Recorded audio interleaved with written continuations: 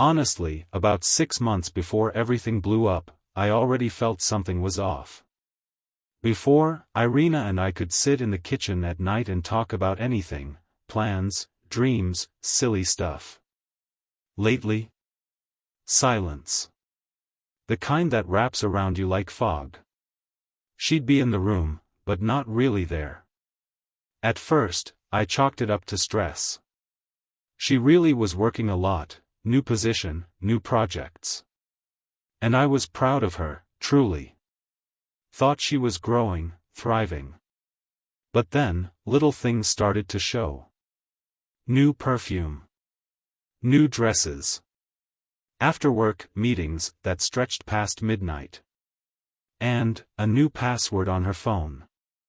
I wouldn't say jealousy hit me right away. More like a gut feeling, that old instinct whispering something isn't right. One night stands out. Around 3 a.m., I woke up and noticed the bed was empty. Thought she might be in the bathroom. But the door was ajar, the light downstairs was on. I patted down the stairs quietly. And there she was, sitting at the kitchen table, eyes glued to her phone. She jumped a little when she saw me. Said she couldn't sleep. I didn't push it. Just nodded, made us both some tea. We drank in silence.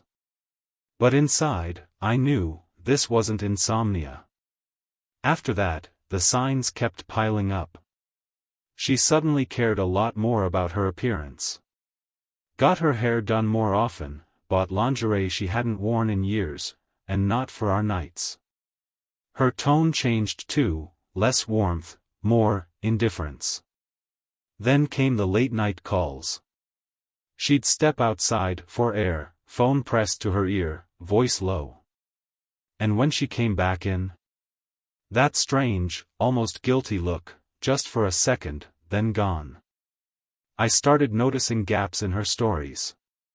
One night she said she had a work dinner, but I checked her GPS, she never turned it off.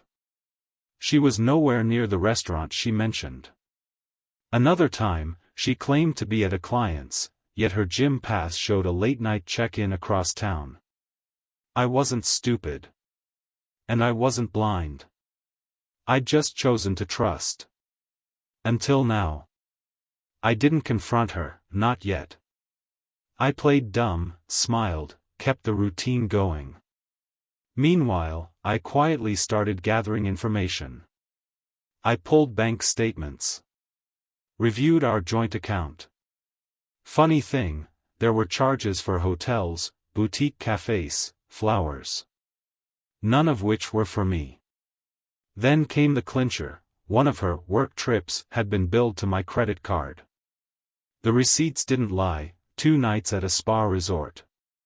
For 2 people. That's when the fog in my head cleared. I knew this wasn't some one-time mistake. She wasn't just tired or needing space. She'd made her choice. And now, it was my turn. But here's the thing, I wasn't going to scream, or beg, or throw plates. That's not me. I was going to think. And when I move quietly. And I don't miss. After that night, something inside me clicked. The old me, the patient, trusting husband, quietly stepped aside. And a different version of me took the wheel. The one who watches. Who plans. Who waits for the right moment. The next few weeks, I played my role to perfection. Smiled at the right times. Asked how her day was. Let her think everything was normal. In reality, I was building my case. First, I made copies of everything, joint bank accounts, her private accounts, phone records, even credit card statements. You'd be amazed how sloppy people get when they think they're untouchable. Her work dinners started appearing on statements, always the same trendy spots, always late, always for 2. Then I checked the cloud storage she never bothered to secure. Jackpot. Dozens of photos, some barely disguised. Hotel selfies. Dinners.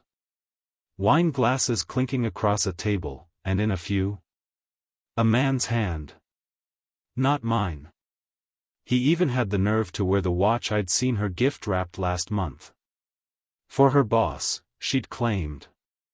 Guess that wasn't a lie, just a different kind of gift.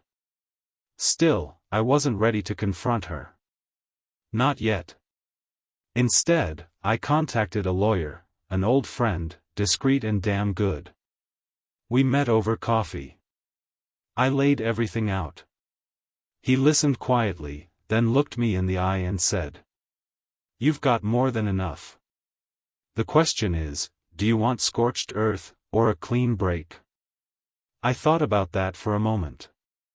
Scorched earth sounded tempting. But no, I wasn't doing this out of rage. I was doing it to reclaim my life. My dignity. My future. Clean break, I said. But on my terms. He nodded and started preparing the paperwork. Meanwhile, I kept watching. Observing her patterns. Her moods. Her tells. She grew bolder. Started staying out overnight, client meetings that ran late. Would come home smelling of expensive cologne that wasn't mine. Her phone was always glued to her hand now, she even slept with it under her pillow. One night, as she showered, her phone buzzed on the nightstand. I glanced, just once. A message preview lit up the screen. "Can't wait to see you again. Counting the days." Red heart. No name. Just a number. But I already knew. And still, I didn't confront her. You see, when betrayal happens, most people react too soon. They blow up. Yell. Demand answers. And in doing so, they lose the element of surprise. Not me. I was going to let her dig her hole as deep as she pleased. The deeper, the better. Because when I moved, it would be final. A week later, the perfect opportunity landed in my lap. She announced, all smiles, that she had a weekend leadership retreat coming up. Out of town. Company paid. I played along, asked all the right questions. Even wished her luck. But that weekend? I wasn't staying home. I hired a private investigator. A seasoned pro. No flash, no nonsense, just results. Gave him the dates, the destination, and the number I'd pulled from her messages. He nodded. Give me 72 hours. I spent that weekend as calmly as if I were on vacation. Cleaned the house. Fixed the garage door. Even visited my parents. Meanwhile, my PI was working. And by Monday morning, my inbox had everything I needed.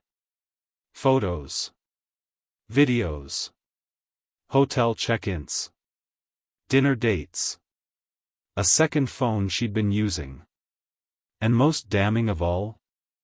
A candid shot of them, her, in that same silk dress she used to wear for our anniversaries, sitting on his lap, laughing, in a hotel lounge.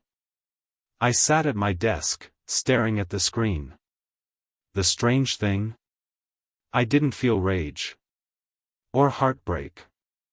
I felt free. Because now, it wasn't suspicion anymore. It was fact. And facts are power. I called my lawyer. "It's time," I said. The morning after that call, I felt lighter than I had in months. Maybe even years. Funny how the truth, even when it cuts, can be strangely liberating. I walked into my lawyer's office, handed him the file. Photos, statements, timestamps, the full picture. He flipped through it all, eyebrows slowly rising. When he finished, he looked up and smirked. "She's got no wiggle room. You want me to file?" "Yes."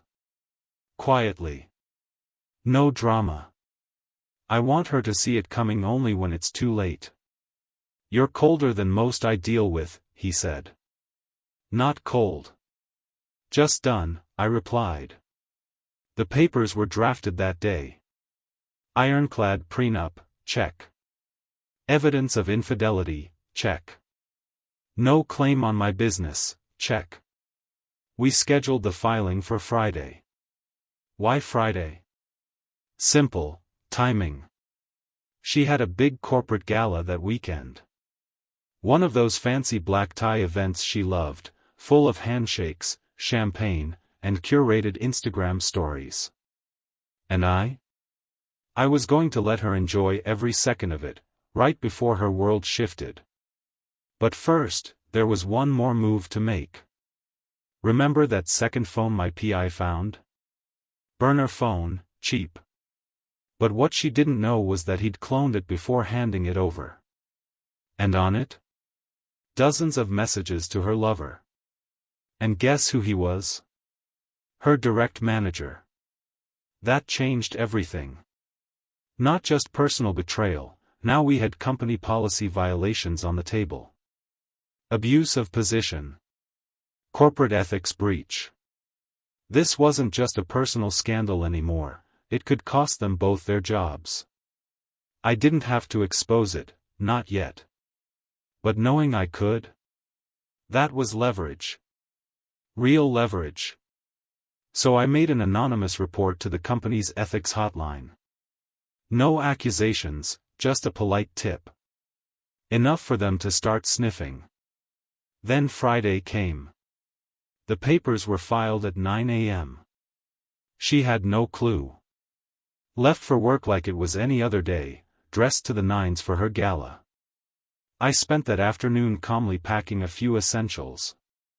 Not leaving, just preparing.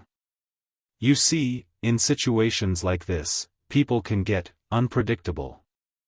By evening, she was at her gala, all smiles, posting champagne shots to her followers, playing the perfect wife, the perfect professional. And at exactly 8:15 p.m., the email arrived in her inbox. Official notice of divorce filing. Served electronically, time-stamped. By the time she checked her phone, mid-gala, surrounded by peers, the mask would crack. And it did. At 8:47 p.m., my phone buzzed. Message from her. What the hell is this? I didn't reply. 3 more messages came. Increasingly frantic. Finally a call, straight to voicemail. I wasn't being cruel. I was simply finished. The time for explanations was past. The time for consequences had begun. When she got home that night, makeup smudged, eyes wide, I was sitting at the kitchen table. Calm. A glass of scotch in hand. She stormed in, papers clutched in her shaking hands. You blindsided me. After everything? I took a sip, looked her straight in the eye. After everything? Yes. Exactly after everything. She opened her mouth, searching for words, maybe a lie, maybe an apology. I didn't care anymore. I know, I said quietly. About the trips. The hotel. The second phone. The messages. The manager. Silence. Color drained from her face. She swayed a little, gripping the back of a chair. I can explain. I shook my head. Don't. You've explained enough. To him. To your friends. To yourself. She stood there frozen. No script for this. No way to charm or talk her way out. It's done, I said softly. You'll get what's fair, no more, no less. The papers are filed. The company knows. You should start thinking about your next move.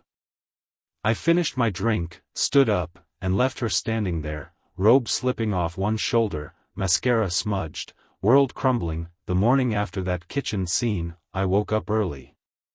No stress. No racing thoughts. No dread. Just clarity. She, on the other hand, barely slept. I heard her pacing most of the night. Opened the door once or twice, stood in the hallway, then closed it again. Maybe trying to find the words. Or the lies. Too late. By noon, the ripple effect had already begun. First call. My lawyer. The company's HR department had contacted him. They'd received the anonymous tip and were now reviewing internal conduct matters. Translation? They'd started sniffing around. And she knew it. At 12:37 p.m., another message from her. Please, can we just talk? This is spiraling. I still didn't answer. Because here's what most cheaters never understand. Betrayal is a slow bomb. The blast doesn't hit immediately, it seeps. Through careers. Friendships. Reputations. And once it starts, there's no stopping it. By late afternoon, her world was already tilting. She got a formal email from HR, mandatory review meeting, scheduled for Monday. I know because a mutual friend from her office tipped me off. Word was spreading fast, whispers in hallways, side glances at her desk. Her boss, her lover, wasn't spared either. He got the same email. 2 seats at the same sinking ship. Meanwhile, I played it cool. Went about my day. Hit the gym. Grabbed coffee. Even stopped by my parents. Why? Because calm is power. And nothing rattles someone more than watching the person they betrayed move on without blinking. Saturday night, the texts turned desperate. You don't have to do this. I made a mistake. Please, for us. Think of what you're destroying. The irony of that last one almost made me laugh. Think of what I'm destroying. No. I wasn't destroying anything. I was just refusing to carry the wreckage anymore. Sunday came, and with it, silence. No texts. No calls. She was regrouping. Probably talking to lawyers. Maybe spinning a story for HR. It didn't matter. The truth had weight. And it was already in motion. Monday was when the real cracks appeared. She left early, dressed sharp, trying to look unbothered. But I saw the tremble in her hands. And when she came home? Pale. Quiet. No triumphant, honey, I'm home, just a shell of the woman who used to strut through life untouchable. I didn't ask. Didn't need to. But by Tuesday, I heard it through the grapevine. Her promotion was frozen. Her boss? Suspended pending investigation. The ladder she'd so confidently climbed? Missing rungs now. And as for her social circle? Oh, that was cracking too. You see, in her world, the brunch and hashtags, crowd, image is everything. And once the whispers start, it's only a matter of time. A mutual friend sent me a screenshot. Her carefully curated Instagram was now private. Comments disappearing. Likes dropping. The queen bee, suddenly very alone. And me? I was fine. Actually, better than fine. Sleeping well. Eating better. Clearer than I'd been in years. Because here's the thing. Revenge wasn't the goal. Freedom was. And freedom, I was learning, tastes a hell of a lot better than bitterness.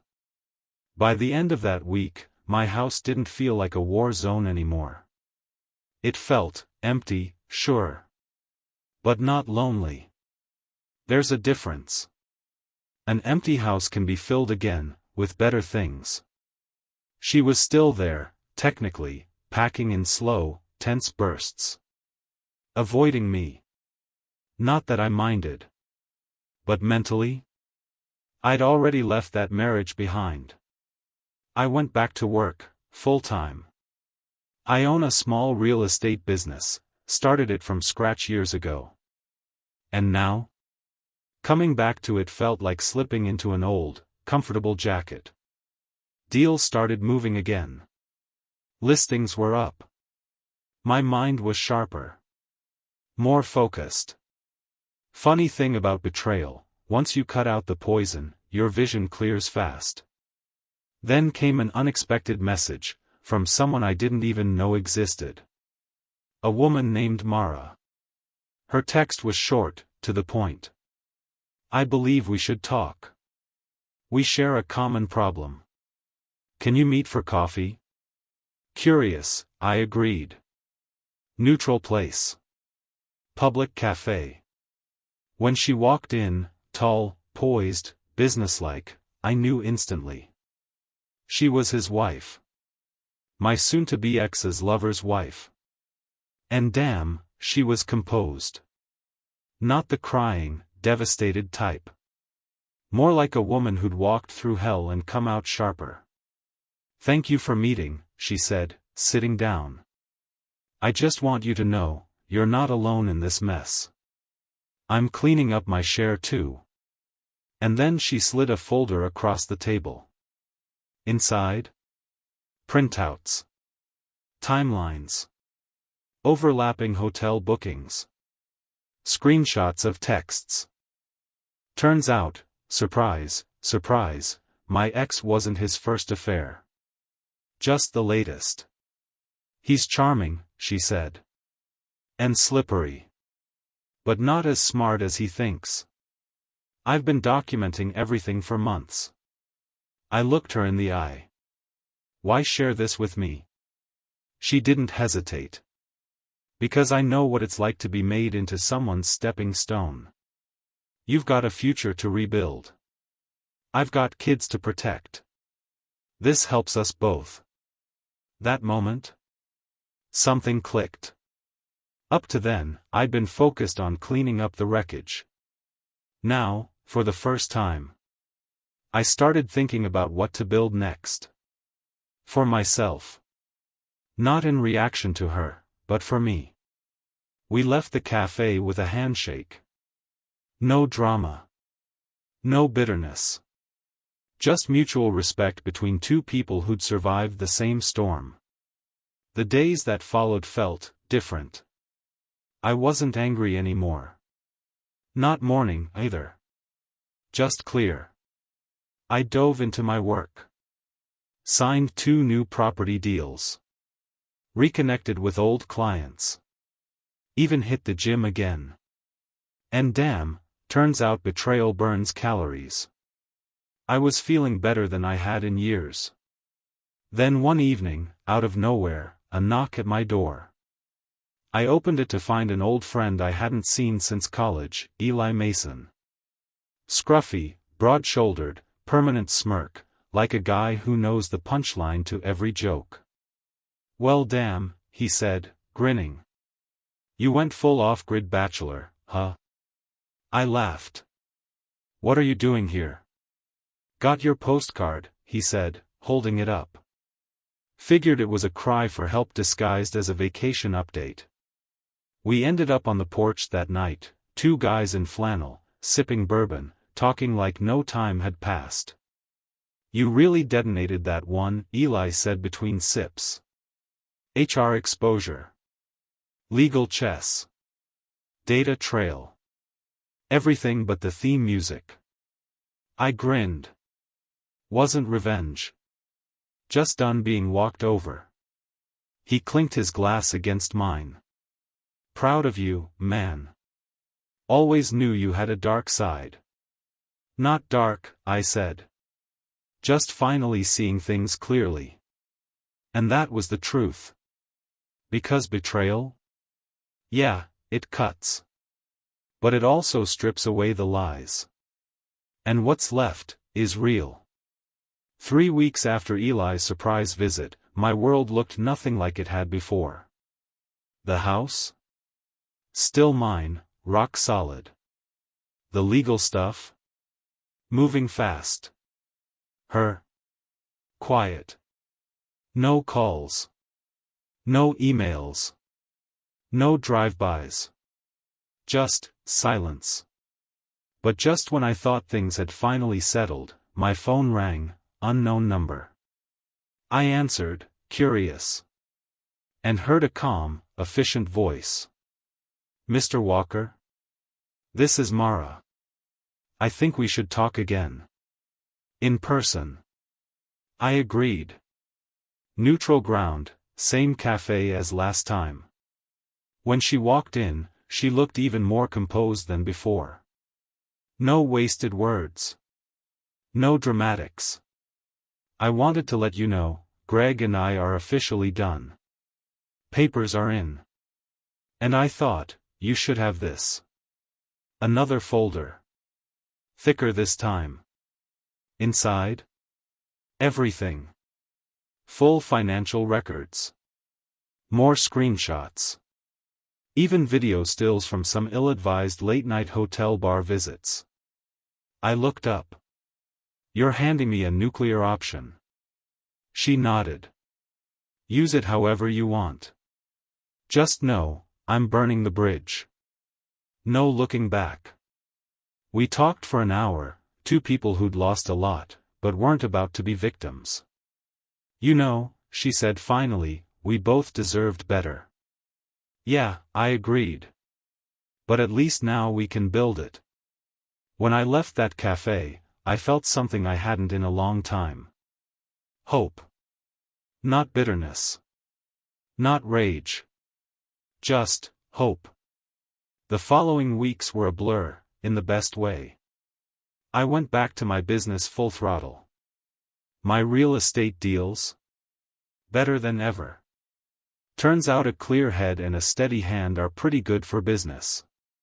And personally? I was moving on. Not chasing, not rebounding. Just living. Even Eli noticed. Damn, he said one night over poker. You're a new man. Lighter. Like you finally exhaled. Because I did, I said simply. Then, out of nowhere, another surprise. I got a message from her sister. Yeah, the ex-wife's sister. We'd barely spoken over the years. Ben, I know you probably don't want to hear from anyone in the family. But I'm sorry. You didn't deserve any of this. Turns out even her own family saw the cracks. Her dad? Suspiciously quiet now. Her mom? Stopped hosting bridge clubs since the scandal broke. And her sister? Rachel always chased the next shiny thing, she said. And thought someone else would clean up the mess. Funny. Exactly what I'd thought too. By the second month post-filing, I realized something important. I wasn't angry anymore. Not forgiving, not quite. That would take a biblical miracle. A month after the dust settled, the world looked different. Cleaner. Sharper. No more walking on eggshells. No more second-guessing myself. Just, life. On my terms. I'd moved most of her things out, quietly, no theatrics. The house felt bigger, lighter. I replaced the old photos on the walls. Packed away the ones that didn't deserve space anymore. Even started redecorating. Nothing drastic, but enough to remind myself, this is mine now. My space. My life. And then one morning, while sipping coffee on the porch, I got an email. From Mara. Just wanted you to know, final court date is set. I'm free. Hope you are too. I smiled. Typed back. Congratulations. We both survived the fire. That same week, I went on my first proper new date. Nothing serious. No expectations. Just a good dinner with good company. And for the first time in a long time, I wasn't comparing, wasn't thinking of the past. I was present. And man, that felt damn good. Funny thing, my business kept booming. Clients said I seemed more confident. More grounded. One even joked, "Divorce looks good on you, Ben." I laughed, but truth is, they weren't wrong. Then, about 2 months after everything, life threw me one more unexpected curveball. I got a call, from Eli's sister. We'd known each other in passing back in the day, friends of friends. "Heard you're rebuilding," she said, half teasing. "Mind some company on that journey?" We met for coffee. Then lunch. Then another dinner. She was different. No games. No masks. Just real. And for the first time, I found myself thinking, maybe this is what it's supposed to feel like. Now. The papers are finalized. The house is fully mine. My ex? Last I heard, she moved to another city. Trying to start over, with a lot fewer followers and a lot less shine. Greg? Out of the corporate world entirely. Word is he's consulting now, quietly. No fanfare. And me? I wake up every morning, pour my coffee, step onto that porch, and breathe. No tension. No lies. Just air. Real, clean air. The past? It's behind me. The future? Wide open. And if I've learned anything from all this, it's this. Never be afraid to burn a bridge when the other side is built on betrayal. Some bridges deserve to fall.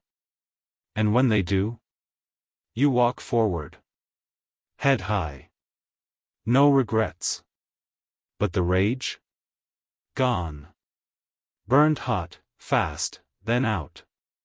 What was left was clarity. One crisp morning, while I was chopping wood, yeah, like some flannel-wrapped cliché, I heard tires on the gravel drive. I set the axe down, wiped my hands, and saw Eli's truck pull up. He hopped out, grinning. Brought breakfast. And news. Over pancakes and coffee, he laid it out. Greg had officially resigned. Not fired, resigned. Corporate face-saving move. And my ex? HR had made her an offer, step down quietly, or face a full public investigation. Guess which one she chose. By the end of that week, both of them were out. No corner office. No Instagram perfect power couple. And me? I was already mapping my next chapter.